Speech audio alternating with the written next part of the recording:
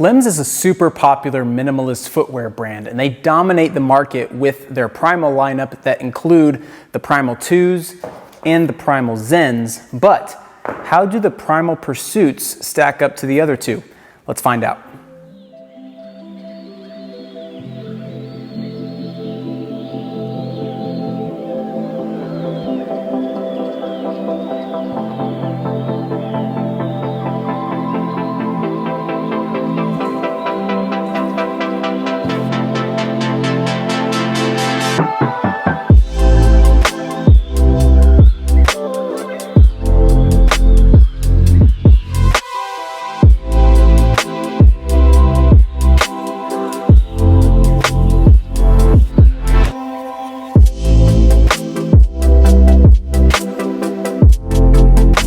What's up guys, welcome back to another video. If we're just meeting for the first time, my name is Caden. I make videos on health education, movement tips, and fitness gear reviews, just like this one. So if that stuff interests you, please consider subscribing to the channel and hitting that bell icon for notifications so you can get notified every time there's a new video. If you end up liking today's video, please let me know by leaving a comment down in the comments section. Hit that like button. That's super important for the YouTube algorithm to push things out to more people just like yourselves so that more of these videos can reach an audience just like you. In the description, there will be a link to all of the products that we talk about today. So if you click on that, it'll take you over to the website where you can purchase your own pair of shoes if you want to, but just know that this is an affiliate link and I will receive a small commission for your purchase. With all that out of the way, let's talk about the Primal Pursuit. For those of you who don't know much about Lems, Lems is a shoe company that's dedicated to more of an outdoorsy lifestyle, but gearing towards minimalist and naturally foot-shaped footwear to help people's feet move the way that they're supposed to, but allow us to also experience nature and get outside and do awesome stuff. Their shoe collection ranges from super minimalistic to more built up and durable, and their Primal lineup is meant to sort of bridge the gap between both of those worlds. The first of the three shoes in the Primal lineup is the Primal 2. This is their thinnest, smallest, most flexible shoe that you can buy from the lineup. It's got a nice wide toe box. It's got a good flat design. It's zero drop all the way across, which all of the shoes are. And this was actually the first pair of Lems that I ever picked up. I have a review video on these specifically. If you want to watch that, go ahead and click this link up here or over here. Click on this link right here and you can watch that video. I'll also link it down in the description if you want to check that out as well. The next shoe in the Primal lineup is the Primal Zen, and this is actually their newest shoe, just released a couple of months ago, I think in April, and it is the next step up when it comes to thickness and durability when it comes to these shoes. I also did a review video on this pair as well. You can click on the link up here to check that out as well. The last of the three shoes is the Primal Pursuit, and this one is especially different compared to the other two. If I had to sum it up, I would say that the Primal 2s and the Primal Zens are more lifestyle type shoes. The Primal Pursuit has a specific purpose. The Primal Pursuit offers a lot of the benefits of the other two Primal shoes while also bringing in some of the benefits and advantages of some of Lems' hiking shoes. The biggest difference that you'll notice right away between this one and the other two is that the stack height is much, much thicker.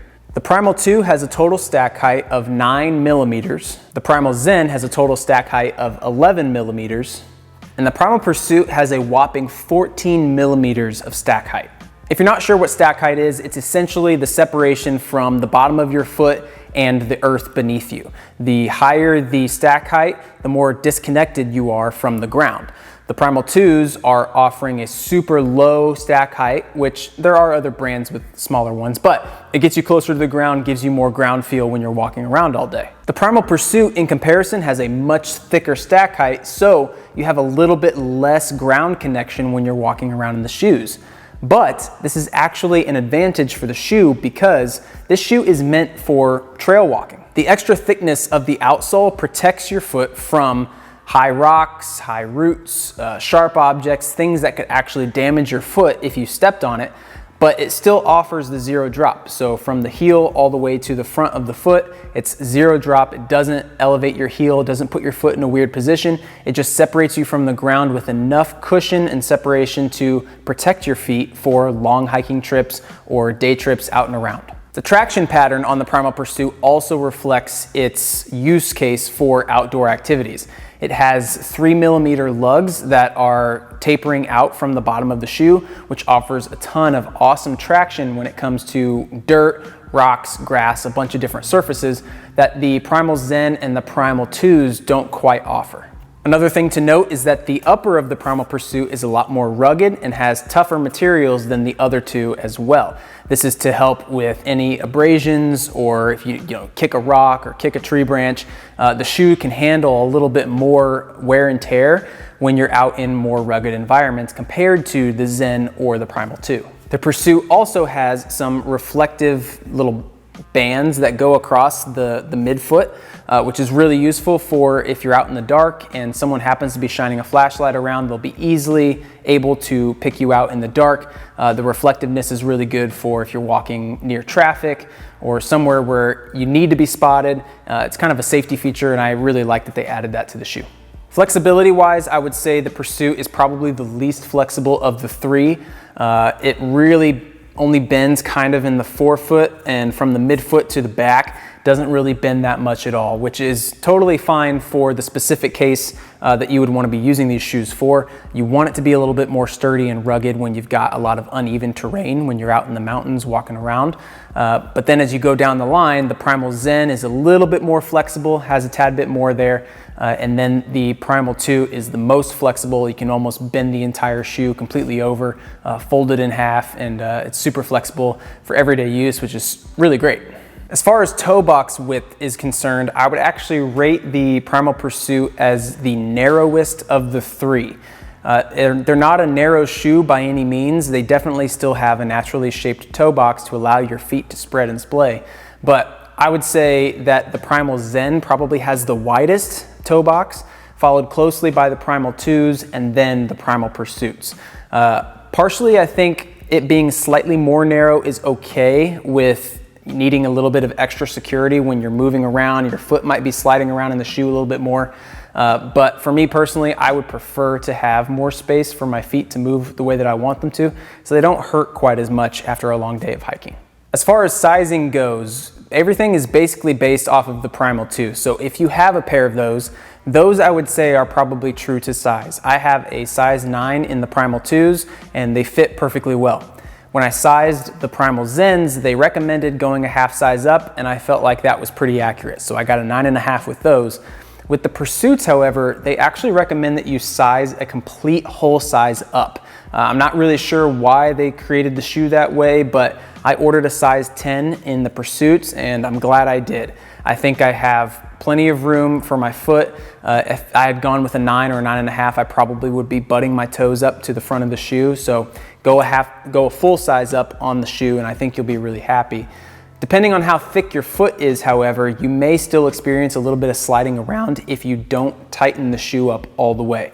I made the mistake on my hike recently of not lacing the shoe all the way up through the last eye hole, and it was kind of loose around the ankle, and my foot kept wanting to slide forward into the front of the shoe when going downhill.